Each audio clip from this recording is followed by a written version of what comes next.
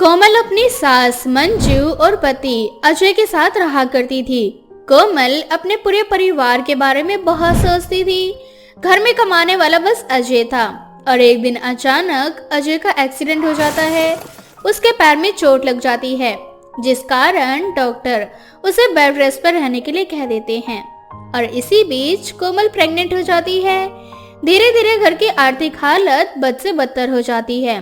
घर की बुरी हालत को देखते हुए कोमल अपनी सास से कहती है, माँ जी, मैं क्या कह रही थी कि घर की आर्थिक हालत तो दिन प्रतिदिन खराब होती जा रही है। मैं सोच रही थी कि मैं कोई काम क्यों नहीं कर लेती। जब इनकी तबीयत ठीक हो जाएगी तब मैं काम पर जाना बंद कर दूंगी। फिलहाल के लिए कुछ तो करना ही पड़ेगा ना। तेरी बात ना बिल्कुल सही है बहू, लेकिन तू अभी गर्भवती है और ऐसे में तुझे बाहर जाना बिल्कुल भी ठीक नहीं है। माँ जी, अभी तो तीसरा चौथा महीना लगा है और फिलहाल इस समय मैं काम कर सकती हूँ। अरे बहू, शुरुआती दिनों में ही तो खास ध्यान रखना पड़ता है और मेरी बात को मजाक में मत ले। तू अगर बाहर कहीं जाएगी, काम करेगी तो ये समाज क्या कहेंगे कि अपनी गर्भवती बहू से मेहनत मजदूरी करवा रही है। ये तो माँ जी, ये जो समाज के चार लोग क्या कहेंगे क्या नहीं कहेंगे, उनसे ना कभी फर्क पड़ना चाहिए हमें। और वैसे भी ये लोग आकर हमारे घर के खर्चे चलाएंगे क्या? इसीलिए अपने घर की पूरी कंडीशन को देखते हुए हमें कुछ ना कुछ तो करना ही पड़ेगा ना। बहू, मैं तुझे अपनी बहू नहीं बल्कि बेटी मानती हूँ और एक माँ का दिल ना अपनी बेटी को इस तरह से बाहर जाने के लिए बिल्कुल भी तैयार नहीं हो रहा। मैं जानती हूँ कि आप मुझे कभी नहीं जाने दोगे। आप भी तो सोचना, अगर इनकी तबीयत ठीक होती और घर में सब कुछ सही चल रहा होता फिर ये नौबत ही नहीं आती। फिलहाल के लिए तो मैं इस घर की बहू हूँ, लेकिन अब सिचुएशन को देखते हुए मुझे अभी इस घर का बेटा बनना पड़ेगा ना। मैं जानती हूँ बहू कि तू अपने घर का अच्छा बुरा सब कुछ अच्छे से समझती है, लेकिन एक माँ होने के नाते ना मेरा दिल ना ये बिल्कुल भी मानने को तैयार नहीं कि मैं तुझे बाहर जाने दूं और तू बाहर का काम करे। मैं ना खुद कोई काम ढूंढ लेती हूँ, मैं ही काम करूंगी। माँ, अगर आप इस बुढ़ापे में काम करोगी तो मुझे अच्छा लगेगा क्या? इसलिए आपको चिंता करने की कोई जरूरत नहीं। मैं हूँ ना। अभी शुरुआती महीना लगा है मुझे प्रेगनेंसी का, इसीलिए टेंशन वाली बात नहीं है। मैं अपना ध्यान रख लूंगी अच्छे से। देख बहू, अभी तक प्यार से समझा रही हूँ, अब तू अगर जिद करने लगी ना तो मुझसे बुरा कोई नहीं होगा। एक बार मैंने मना कर दिया तो कर दिया। मंजू कोमल को बाहर काम करने से मना कर देती है, जिसके बाद कोमल अपनी सास को खूब समझाती है। लेकिन मंजू कोमल की हेल्थ को लेकर कोई लापरवाही नहीं चाहती थी। और ऐसे ही एक दिन कोमल फिर से अपनी सास से कहती है, माँ, मेरी सहेली है ना, अपने साथ ही मेरे काम के बाद किए। ज्यादा मेहनत वाला काम नहीं है, बस झाड़ू और पोछा करना है। आपको तो पता है प्रेगनेंसी में झाड़ू पोछा करना हेल्थ के लिए कितना अच्छा होता है। मेरी एक्सरसाइज भी हो जाएगी और थोड़ी कमाई भी। बहू, बात तो तेरी सही है, अगर कुछ ऊंच नीच हो गई तो मैं क्या करूंगी? माँ, कहते हैं ना, भगवान के ऊपर भरोसा रखो, वो जो करता है अच्छा ही करता है। वो अपने बच्चों के साथ कभी बुरा नहीं करता। इसीलिए भगवान जी मेरा भी ध्यान रखेंगे और मेरे होने वाले बच्चे का भी। अब अगर इतनी जिद कर रही है ना तो ठीक है, अजय ठीक हो जाएगा, उसके बाद तुझे ये काम छोड़ना पड़ेगा। हाँ हाँ, बिल्कुल भी टेंशन मत लो। इस तरह से कोमल अब काम पर जाना शुरू कर देती है। कोमल जैसे ही काम पर से घर वापस आती है, मंजू घर का सारा काम निपटा देती है और अपने हाथों से खाना बनाकर कोमल को खिलाते हुए उससे कहती है, ये ले मेरी बच्ची, खाना खा ले, थक गई होगी ना, मैं तेरे सिर में तेल भी लगा देती हूँ। सच में माँ, मैं बहुत ही ज्यादा खुशनसीब हूँ कि मुझे आप जैसी सास मिली। सही बताऊँ तो सास नहीं बल्कि माँ मिली है। मुझे इतना प्यार तो मुझे मेरी माँ ने भी नहीं किया कभी। हाँ तो मैं ही तो तेरी माँ हूँ और मैं नहीं करूँगी तो कौन करेगा? ये ले, जल्दी से खा ले, फिर दूध पी लियो, उसके बाद मैं तेरे सिर में तेल लगा देती हूँ। नहीं माँ, अब आप रहने दो, जाकर आराम करो। घर का सारा काम आपने किया है, खाना भी आपने बनाया। थक गए हो क्या आप भी? अरे अपने घर के काम को करने में कौन थकता है? थक तो तू गई होगी ना, दूसरे के घर में साफ सफाई करती है, वहाँ तो जानती है ना, कभी ये करो कभी वो करो। अच्छा चलो ठीक है, आप मेरे सिर में तेल लगा दो, उसके बाद मैं भी सोती हूँ, फिर आप भी सो जाना। ऐसे ही समय बीतता जाता है। कोमल बाखूबी अपने ससुराल की जिम्मेदारी अच्छे से निभाने लगती है। देखते ही देखते कोमल का 9वां महीना लग जाता है और धीरे धीरे अजय की तबीयत में सुधार आ जाता है। अब कोमल घर पे ही रहने लगती है। अजय अब काम पर जाना शुरू कर देता है और एक दिन मंजू अजय से कहती है, अजय कुछ पैसों की व्यवस्था कर ले, अब बहू की गोद भराई करनी है, कोई कमी नहीं रहनी चाहिए। ठीक है ना, मैं इंतजाम करता हूँ। और बहू के मायके वालों को भी बता दियो कि बहू की गोद भराई है, ताकि उन्हें भी पता चले कि ये बहू का ससुराल नहीं बल्कि दूसरा मायका है और बहू को यहाँ पर किसी भी चीज की कोई कमी नहीं है। अच्छा ठीक है ना, मैं सब कुछ कर दूंगा। आप तैयारियां शुरू कर दो, पैसों की चिंता मत करना, सब कुछ अच्छे से होगा। इस तरह से अब कोमल की गोद भराई की तैयारियां शुरू हो जाती है। मंजू दिन भर यहाँ से वहाँ खरीदारी में लगी रहती है। देखते ही देखते कोमल की गोद भराई का दिन आ जाता है। गोद भराई वाले दिन कोमल के मायके वाले भी आए होते हैं, जहाँ पर उसकी माँ जो कि सौतेली थी वो कोमल को बिल्कुल भी पसंद नहीं करती थी। कोमल की सौतेली माँ कोमल की गोद भरते हुए उससे कहती है, ये ले मेरी बिटिया रानी, मुझे उम्मीद नहीं थी कि तेरी एक गरीब ससुराल वाले तुझे इतना प्यार देंगे और इतना आलीशान तरीके से तेरी गोद भराई करेंगे। हाँ माँ, क्योंकि ये आपकी गलतफहमी है। ये मेरा ससुराल नहीं बल्कि ये मेरा मायका है और असल मायने में माँ मेरी वहीं बैठी हुई है जिन्होंने सास होने के बाद भी मुझे कभी किसी चीज की कोई कमी महसूस नहीं होने दी। और मैं गर्व से कहती हूँ कि मेरी सास नहीं, ये मेरी माँ है। चलो, खुशी हुई देखकर। वैसे अब मैं और ज्यादा देर नहीं रुक सकती, अब मैं जा रही हूँ। बाकी घर का और अपना ध्यान रखना। शादी से पहले कोमल की सौतेली माँ उस पर बहुत ज्यादा अत्याचार करती थी और उसे बिल्कुल भी पसंद नहीं करती थी। इसलिए कोमल की सौतेली माँ ने कोमल की शादी बहुत ही गरीब घर में करवा दी थी ताकि कोमल हमेशा परेशान रहे। लेकिन कहते हैं ना, समय से पहले और किस्मत से ज्यादा कभी किसी को कुछ नहीं मिलता। कोमल की किस्मत में बहुत ही अच्छा लिखा हुआ था, जिस वजह से उसे ससुराल में गरीब होने के बाद भी कोई कमी महसूस नहीं होती थी। देखते ही देखते कोमल का डिलीवरी का समय आ जाता है, जहां मंजू उसकी खूब देख रेख करती है और वो बहुत ही सुंदर सी बेटी को जन्म देती है, जिसके बाद पूरा परिवार खुशी के कारण झूम उठता है और हंसी खुशी अपने जीवन में आगे बढ़ता है। शालिनी, जो कि अपनी शादी को लेकर बहुत एक्साइटेड थी, उसने बिना रिश्ता फिक्स हुए शादी को लेकर खूब सारे अरमान संजो रखे थे। ऐसे ही एक दिन शालिनी अपनी दोस्त प्रिया को फोन करके उससे कहती है, यार, मैंने ना अपनी शादी के लिए एक लहंगा पसंद किया है, पूरे 50,000 का, और इस शहर के बेस्ट डिजाइनर का डिजाइन किया हुआ लहंगा है वो। अरे वाह, क्या बात है, तू तो बड़ी ही छुपी रुस्तम निकली। रिश्ता पक्का हो गया और तूने बताया ही नहीं, सीधा अब लहंगा फिक्स हो रहा है। वाह रे तेरी दोस्ती शालिनी मैडम। अरे तो पागल है क्या, मेरी शादी अभी फिक्स नहीं हुई है। मैंने अपनी शादी को लेकर बहुत सारे ख्वाब सजा रखे हैं, उसे ही पूरा करने की सोचती हूँ। हे भगवान, सही में 5 रुपए का प्रसाद चढ़ाकर भगवान से अच्छे दोस्त मांगे थे, लेकिन इतने अमाउंट में तेरे जैसे ही दोस्त मिलेंगे। तू ना मेरा मजाक मत बना। हर लड़की शादी को लेकर खूब सारे सपने सजा के रखती है। मेरी तो ख्वाहिश है कि मेरी शादी ठंड में हो, हम दोनों पति पत्नी हनीमून पर जाएं, ठंड के मौसम में सारी चीजों को एंजॉय करें। वाह रे तेरे सस्ते सपने। भगवान से प्रार्थना करूंगी कि मेरी सहेली की शादी ठंड में ही हो, क्योंकि ऐसी उसकी इच्छा है। और अब ना मुझे काम करने दे, क्योंकि मेरे पास तेरे इन फालतू सपने के लिए समय नहीं है। हाँ जाना, तेरे लिए सपने सस्ते होंगे, मेरे लिए ये सब बहुत ज्यादा कीमती है। और अब फोन रख, परेशान करती रहती है मुझे। ऐसे ही समय बीतता जाता है। एक दिन शालिनी के घर उसकी कजिन सिस्टर मिनी की शादी का इनविटेशन आता है। ये देख शालिनी अपनी माँ से कहती है, अरे माँ, ये क्या, इतनी गर्मी में कौन शादी करता है, मुझे नहीं जाना, पूरा मेकअप खराब हो जाता है पसीने से। ज्यादा बकवास करी ना, 8 नंबर की चप्पल मारूंगी फेंक के और मुंह पर छपेगा 16। और हाँ, सबकी अपनी अपनी इच्छा होती है। ठंड में शादी करने का मतलब होता है कि दुगना खर्चा करना। अरे रिश्तेदारों की रजाई, गद्दे, कंबल, इन सब का भी तो अरेंजमेंट करना होता है। गर्मी में कम से कम रजाई कंबल का खर्चा तो बचता है। और तो और सर्दियों में रिश्तेदारों को गरम गरम खाना चाहिए होता है, जिससे गैस भी ज्यादा खर्च होती है। मैं तो तेरी शादी गर्मी में ही करूंगी बस। ऐसा कुछ नहीं है माँ, मैंने तो सोच रखा है अपनी शादी ठंड में करूंगी और ठंड में अपने पति के साथ हनीमून पर जाऊंगी। बहुत सारे सपने देखे हैं मैंने।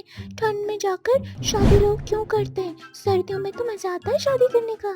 अभी अभी मैंने तेरे से कहा ना कि 8 नंबर का चप्पल मारूंगी तो 16 नंबर छपेगा मुंह पर। दिलवाऊं तुझे शादी के मजे, वो भी सर्दियों में। शर्म नहीं आती अपनी माँ से ऐसी बातें करते हुए? अरे माँ, मैं आपसे बात नहीं करूंगी तो किससे करूंगी? अब मेरी कोई बहन तो है नहीं, इसीलिए आपसे शेयर करती हूँ जो भी मन में हो। और चाहे जो भी हो, शादी तो मैं सर्दियों में ही करूंगी।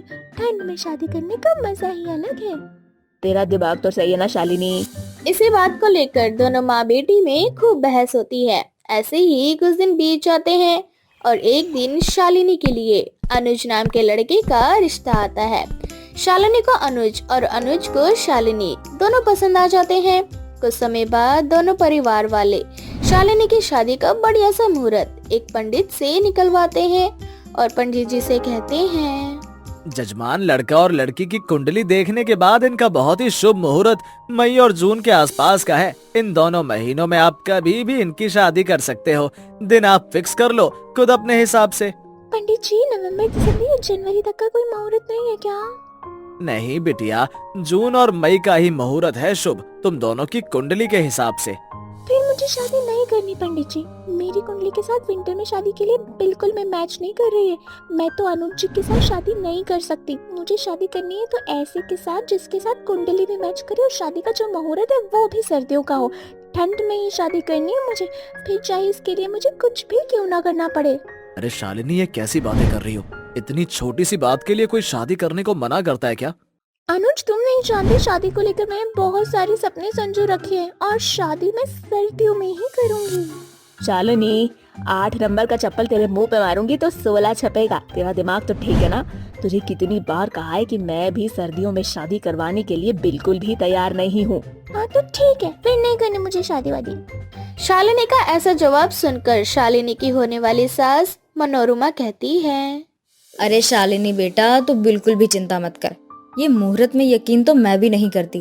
और हाँ, तुझे अगर शादी ठंड में करनी है तो यही ठीक, मैं अपने बेटे की शादी तेरे साथ ही करवाऊंगी, वो भी कड़कती हुई ठंड में। अब शालिनी की शादी अनुज के साथ बिना मुहूर्त के जनवरी के महीने में फिक्स हो जाती है। हर तरफ खुशियों का माहौल था। देखते ही देखते शालिनी की शादी का दिन भी आ जाता है और इसी तरह से हंसी खुशी शालिनी की शादी अनुज के साथ हो जाती है। शादी के अगले ही दिन मनोरमा शालिनी से कहती है, अरे बहू, कहाँ है तू? किचन में इतने सारे बर्तन पड़े हैं, जा जाकर धो उसे। ठीक है माँ जी, अभी बर्तन धोती हूँ। शालिनी जैसे ही किचन में जाती है, किचन में खूब सारा बर्तनों का भंडार लगा था। बर्तन धोने के लिए जैसे ही पानी छोड़ती है, पानी बहुत ज्यादा बर्फ की तरह ठंडा था। ये देखकर शालिनी किचन से बाहर आती है और अपनी सास से कहती है, माँ जी, किचन में तो बहुत ज्यादा ठंडा पानी आ रहा है, ऐसा लग रहा है पूरा हाथ ही जल जाएगा मेरा। मैं बर्तन कैसे धोऊं? गर्म पानी नहीं है क्या? अरे नहीं बहू, ठंड में पानी ज्यादा ठंडा हो जाता है और वैसे भी तुझे तो ठंडी चीजें बहुत पसंद है। तू एक काम कर, ठंडे पानी से ही बर्तन धो। और मेरे घर में गर्म पानी नहीं है। और हाँ, ठंडे पानी से पोछा भी लगाना, नहाना भी ठंडे पानी से। ठंडे पानी से ही तुझे सारा काम करना है, क्योंकि तुझे तो ठंडी चीजें बहुत पसंद है। वैसे भी शादी तूने ठंड में की है तो ठंड का असली मजा तो तुझे आना ही चाहिए। इतना बोलकर मनोरमा वहाँ से चली जाती है। तभी शालिनी खुद से बड़बड़ाते हुए कहती है, हे भगवान, ठंड में शादी करने के चक्कर में मुझे ये सब कुछ करने को मिल रहा है। मैंने सोचा था शादी के बाद हनीमून पर जाऊंगी, आराम से मेरे घर में नौकर होंगे जो मुझे खाना बनाकर खिलाएंगे, मैं तो आराम करूंगी। लेकिन मेरे सारे अरमानों पर तो पानी फिर गया। एक तो ठंड में सुबह उठने का मन नहीं करता, इतना सारा काम करना पड़ता है। इस तरह से मनोरमा शालिनी के नाक में दम कर देती है। उसे हर समय ठंडी में शादी करने का टोन मारा करती और उससे ठंड में खूब सारा काम करवाती। ये देखकर शालिनी को कहीं ना कहीं अपनी गलती महसूस होने लगती है। इस सर्दी में शादी करके उसने गलती कर दी थी। एक दिन शालिनी अपनी माँ को फोन करके उनसे कहती है, माँ, मुझे लग रहा है सर्दी में शादी करके मैंने गलती कर दी। एक तो मुझे घर का काम करना नहीं आता, ऊपर से अचानक वो भी सर्दियों के मौसम में मुझे काम करने को मिल रहा है। मेरी हालत खराब हो रही है। अगर आपके कहे अनुसार गर्मियों में मैं शादी कर लेती तो धीरे धीरे करके काम करने की हैबिट भी बन जाती, फिर मुझे इतनी दिक्कत नहीं होती। अब मुझे बहुत दिक्कत हो रही है माँ। कोई बात नहीं बेटा, ये सर्दियों में शादी करने का तो असली मजा है। शालिनी गुस्से में फोन रख देती है। फिर शालिनी को एहसास होता है कि अक्सर बड़े जो कहते हैं वही सही होता है। तनु एक मिडिल क्लास लड़की थी जो अपने पति रवि के साथ रहा करती थी। ऐसे तो रवि उसे बहुत ज्यादा प्यार करता था, पर रवि जब भी बाहर जाता और किसी सुंदर लड़की को देखता तो उसका मन डोल जाता। तनु अपने पति की इस आदत से अच्छे से वाकिफ थी, इसलिए वो रवि पर नजर रखा करती थी। ऐसे ही एक रोज रवि घर आता है और खाना खाने के बाद रात को कमरे से बाहर निकलकर किसी से हंस हंस कर बातें करने लगता है। अरे यार, याद तो मुझे भी तुम्हारी बहुत आती है, पर क्या करूं, काम ही इतना है कि फुर्सत नहीं मिलती। ऊपर से तनु हमेशा मुझ पर शक करती है कि मुझे बाहर कोई सुंदर लड़की नजर आ जाएगी तो मैं उस पर फिदा हो जाऊंगा। रवि को देर रात तक फोन पर किसी से बात करता देख तनु को शक होता है और वो रवि के हाथ से फोन छीन लेती है। इतनी रात को आप बाहर आकर किससे बात कर रहे हैं, वो भी इतना हंस हंस कर? अरे यार तनु, तुम फिर से मुझ पर शक करने लगी। मैं तो सिर्फ अपने दोस्त से बात कर रहा था। वो कह रहा था कि तुम्हें लेकर कल उसके घर आऊं, पर मैंने उससे कह दिया कि मेरे पास अभी समय नहीं है। ये आपका नया दोस्त कौन सा पैदा हो गया जो आपको और मुझे अपने घर बुला रहा है? जरा मैं भी तो देखूं। इतना बोलकर अब तनु रवि के उस दोस्त से बात करती है। बात करने के बाद तनु रवि का फोन अपने पास रख लेती है और उसका फोन चेक करने लगती है, पर उसे रवि के फोन में ऐसा कुछ नहीं मिलता जिससे ये साबित हो सके कि रवि का अफेयर चल रहा है। अब ऐसे ही कुछ दिन बीत जाते हैं और एक दिन जब तनु रवि के साथ मार्केट जाती है तब रवि की टक्कर एक बहुत ही सुंदर लड़की से होती है। उस लड़की को देखकर रवि उस पर फिदा हो जाता है और उसके साथ फ्लर्ट करने लगता है। मैडम, लगता है आपका ध्यान कहीं और है, शायद आप किसी के ख्यालों में डूबी हुई हैं। नहीं सर, ऐसा कुछ नहीं है, मैंने बस आपको देखा नहीं। वैसे थैंक्स, आपने मुझे गिरने से बचाया। अरे मैडम, ये तो हमारा फर्ज था, इसमें थैंक्स वाली क्या बात है। सही कह रहे हैं रवि, अब आप जा सकती हैं। और रवि, तुम्हें नहीं लगता कि तुम्हारा कुछ ज्यादा ही हो रहा है? उन्हें पहले इतना लेट हो रहा है, तुम उन्हें क्यों अपनी बार बार बातों में फंसा रहे हो? अब लड़की तो वहाँ से चली जाती है, पर तनु रवि की अच्छे से खबर लेती है। अब ऐसे ही कुछ दिन और बीत जाते हैं और तनु को पता चलता है कि वो गर्भवती है। गर्भवती होने के बाद डॉक्टर तनु को साफ साफ कह देते हैं कि 3 महीने तक तनु घर का कोई काम ना करे और अपने होने वाले बच्चे का अच्छे से ध्यान रखे। तनु की प्रेगनेंसी सुनकर रवि भी बहुत खुश होता है और घर आकर रवि तनु से कहता है, मुझे तो यकीन ही नहीं हो रहा तनु कि मैं बहुत जल्द पापा बनने वाला हूँ। खैर, अब मुझे बहुत सारी तैयारियां करनी है और बहुत सारे पैसे भी बचाने हैं ताकि उन पैसों से मैं अपने बच्चे का उज्जवल भविष्य बना सकूं। पैसे तो आप तब बचा पाएंगे ना जब आप मुंह मारना बंद करेंगे। तनु, मैं मानता हूँ कि सुंदर लड़कियों को देखकर मैं कुछ समय के लिए भटक जाता हूँ, पर इसका मतलब ये नहीं कि मुझे अपनी जिम्मेदारियों का एहसास नहीं है। क्या मैं तुमसे प्यार नहीं करता? शायद मुझे अभी तुमसे किसी भी तरह की कोई बहस नहीं करनी।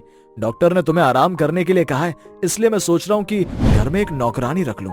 नौकरानी तो इस घर में बिल्कुल नहीं आएगी, क्योंकि जिस तरह से तुम्हारी हरकतें हैं मुझे तुम पर जरा भी भरोसा नहीं है। क्या पता तुम्हारा चक्कर नौकरानी से ही चल पड़े।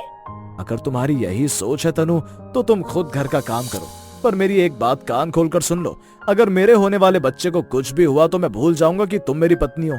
इतना कहकर रवि ऑफिस के लिए निकल जाता है। अब ऐसे ही कुछ दिन और बीत जाते हैं और तनु को भी एहसास हो जाता है कि ऐसे वक्त में उसके साथ किसी का होना बहुत जरूरी है और इसलिए वो अपनी बहन रजनी को घर बुलाती है। अच्छा, तो तुमने पैसे बचाने के लिए साली साहिबा को बुला लिया। देखो साली साहिबा, तुम्हारी बहन तुम्हें नौकरानी बनाना चाहती है, जबकि मैंने तुम्हारी बहन से कहा भी था कि एक नौकरानी रख लेते हैं। वैसे मैंने पैसे बचाने के लिए तो नौकरानी रखने से मना नहीं किया था, पर अगर आपको यही लगता है तो आप एक काम क्यों नहीं करते? जो पैसे नौकरानी को देने थे वो पैसे मुझे दे दीजिए, आगे चलकर काम ही आएंगे। तनु को अपनी बहन पर पूरा भरोसा था कि वो उसके पति के जैसी बिल्कुल नहीं है, तो वहीं रवि भी खुद को सुधारने की कोशिश कर रहा होता है। पर एक रात जब तनु की तबीयत खराब होती है तो रवि और रजनी सो नहीं पाते। तनु को बार बार उल्टियां हो रही होती है, इसलिए रजनी और रवि किचन में जाकर तनु के लिए काढ़ा और नींबू पानी बनाने लगते हैं। इसी बीच तनु किचन में जाती है जहां वो अपने पति और बहन को एक साथ देखती है। अपने पति और बहन को एक साथ देखकर तनु अपने पति पर शक करने लगती है और रवि से कहती है, रवि, ये क्या चल रहा है तुम दोनों के बीच? दीदी आप ये क्या बोल रही हो? क्या चलेगा मेरे और जीजू के बीच? आपको उल्टियाँ हो रही थी और आपकी तबीयत ठीक नहीं थी, इसलिए मैं और जीजू किचन में गए। जीजू को काढ़ा बनाना नहीं आता था और मैं उन्हें बता रही थी कि काढ़ा कैसे बनाते हैं। खैर मैंने आपके लिए नींबू पानी बनाया है। चलिए सारी बातें भूल कर नींबू पानी पी लीजिए। मुझे तुझ पर पूरा यकीन है मेरी बहन कि तू ऐसा कोई काम नहीं करेगी जिससे तेरी बहन को ठेस पहुंचे, पर मुझे इस आदमी पर भरोसा नहीं है। इसके लिए तो सिर्फ एक लड़की होनी चाहिए, इसीलिए आप मेरी बहन से दूर रहना। तनु की ये बात सुनकर रवि को गुस्सा आ जाता है और वो वहाँ से चला जाता है। अब ऐसे ही कुछ दिन बीत जाते हैं और एक दिन जब तनु हॉस्पिटल के लिए घर से निकलती है तो वहीं दूसरी ओर रवि भी ऑफिस जाने के लिए तैयार हो रहा होता है और तभी रजनी रवि के कमरे में जाती है और उसका पैर फिसल जाता है, जिसके बाद रजनी रवि के ऊपर बिस्तर पर गिर जाती है और तभी वहाँ पर तनु आ जाती है। तनु अपनी बहन और पति को एक साथ देखकर उन दोनों पर भड़क उठती है। तू भी अपने जीजू के साथ मिली हुई है? आखिर तू ऐसा कैसे कर सकती है? आखिर तू मेरी सौतन क्यों बनना चाहती है? आखिर तुझे अपने जीजा में ऐसा क्या नजर आया जो तू मेरी सौतन बनने को भी तैयार हो गई और ऐसी गिरे हुई हरकत की? छी! दीदी आप मुझे गलत समझ रही हो। मेरे और जीजू के बीच में ऐसा कुछ भी नहीं है। माना कि चीजें थोड़ी सी अजीब है, पर सच में जब से यहाँ आई हूँ तब से जीजू ने मुझे उस नजरिए से कभी नहीं देखा। और मैं आपकी सौतन क्यों बनूंगी जबकि मैं तो क्या? झूठ मत बोलना रजनी, मैंने अपनी आंखों से देखा है आप दोनों को जब एक साथ रहना है तो मैं क्या करूंगी इस घर में रहकर। वो तो अच्छा हुआ कि मैं अपनी रिपोर्ट घर पर ही भूल गई। अगर आज मैं अपनी रिपोर्ट घर पर ना भूली होती तो तुम दोनों को इस तरह रंगे हाथों पकड़ ही ना पाती। और रवि जी अब आप कभी नहीं सुधरने वाले, इसीलिए मुझे आपके साथ नहीं रहना। इतना बोलकर तनु घर छोड़कर चली जाती है। तनु के जाने के बाद रवि तनु को बहुत मनाता है, पर तनु रवि की किसी भी बात का यकीन नहीं करती। जिसके बाद रजनी अमित नाम के लड़के से शादी करके घर आती है और तनु से कहती है, दीदी अब तो आपको यकीन हो गया होगा ना कि मैं आपकी सौतन बनना नहीं चाहती। मैं तो अमित से प्यार करती हूँ और आपको मैंने ये सब कुछ इसलिए नहीं बताया क्योंकि अभी अमित कोई काम नहीं करता और अभी अमित के घर वाले इस रिश्ते के लिए नहीं मानेंगे। जब मैंने अमित को ये सारी बातें बताई तो उन्होंने मुझसे शादी कर ली ताकि आपको अपने पति और अपनी बहन पर यकीन हो। सच्चाई पता चलने के बाद तनु को विश्वास हो जाता है कि अब उसका पति सुधर चुका है और उसकी बहन आज भी सिर्फ उसकी खुशियाँ चाहती है, ना कि उसकी सौतन बनना चाहती है। जिसके बाद तनु अपने पति के साथ रहने लगती है और रजनी अमित के साथ शादी करके खुशहाल जिंदगी जीने लगती है। और कुछ महीनों बाद तनु एक बहुत ही प्यारे बच्चे को जन्म देती है, जिसके बाद तनु की खुशियाँ दुगनी हो जाती है।